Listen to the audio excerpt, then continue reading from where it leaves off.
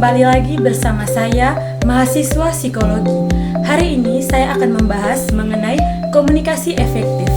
Jadi, komunikasi efektif tidak hanya berguna di dalam perkuliahan saja, tetapi juga berguna di dalam kehidupan kita sehari-hari, seperti di dalam keluarga, di dalam lingkungan masyarakat, maupun di dalam lingkungan organisasi, dan lain sebagainya.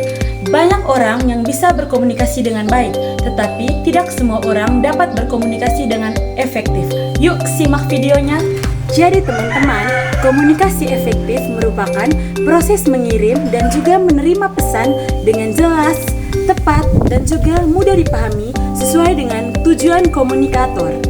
Jadi, dalam komunikasi efektif, fokusnya bukan hanya pada yang berbicara, tetapi juga pada bagaimana proses tersebut diterima dan dipahami dengan baik oleh lawan bicara.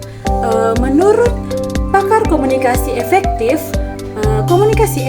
ini melibatkan kejelasan pesan, empati, mendengarkan aktif, dan juga bahasa tubuh yang tepat dengan umpan balik yang baik dan juga jelas. Jadi teman-teman, komunikasi efektif bukan sekedar menyampaikan informasi, tetapi memastikan informasi itu dapat dipahami dengan baik, diterima, dan juga menghasilkan respon yang baik dan tepat. Selanjutnya, di sini saya akan menjelaskan kepada teman-teman contoh-contoh komunikasi efektif. Jadi di sini saya akan menjelaskan contoh berkomunikasi efektif di dalam lingkungan kampus, lingkungan keluarga, dan juga lingkungan organisasi. Jadi teman-teman, yang pertama saya akan menjelaskan bagaimana sih contoh kalimat yang baik dalam kita berkomunikasi efektif dengan sesama kita di dalam lingkungan kampus. Jadi teman-teman, di sini saya akan menjelaskan contoh kalimat ketika kita ingin berkomunikasi efektif dengan teman kita di kampus. Misalnya contoh kalimatnya adalah, menurut kamu, apakah ini jawaban yang saya buat sudah sesuai dengan soal yang diberikan oleh dosen?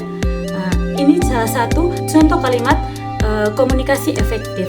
Selanjutnya, saya akan menjelaskan contoh kalimat komunikasi efektif di dalam keluarga. Misalnya, contoh kalimatnya adalah, Mama, karena besok saya ada presentasi di kampus, bolehkah malam ini saya tidak ikut keluar bersama Mama dan keluarga? Itu merupakan contoh kalimat efektif di dalam keluarga. Ketiga, saya akan memberitahukan kepada teman-teman contoh kalimat efektif di dalam lingkungan organisasi ataupun lingkungan kerja. Saya ambil contoh di dalam lingkungan organisasi. Misalnya contoh kalimatnya adalah,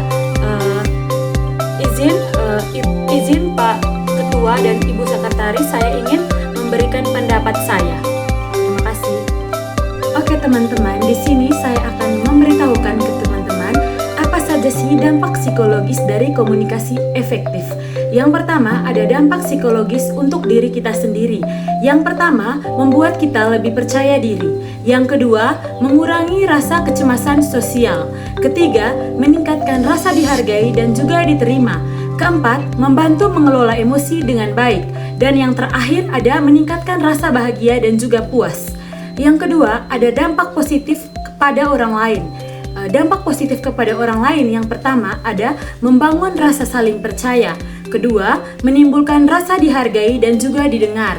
Yang ketiga, meningkatkan hubungan yang sehat. Dan juga yang terakhir, menghindari kesalahpahaman dan konflik. Jadi teman-teman, tips yang terakhir dari saya adalah jangan terburu-buru untuk merespon, pahami dulu lawan berbicara kita. Jadi teman-teman, komunikasi efektif yang baik itu ketika kita berkomunikasi, hendaknya kita jangan dulu memotong atau merespon pembicaraan dari lawan berbicara kita, tetapi hendaknya kita pahami dulu apa yang dibicarakan, baru kita sambung pembicaraan dari lawan bicara kita.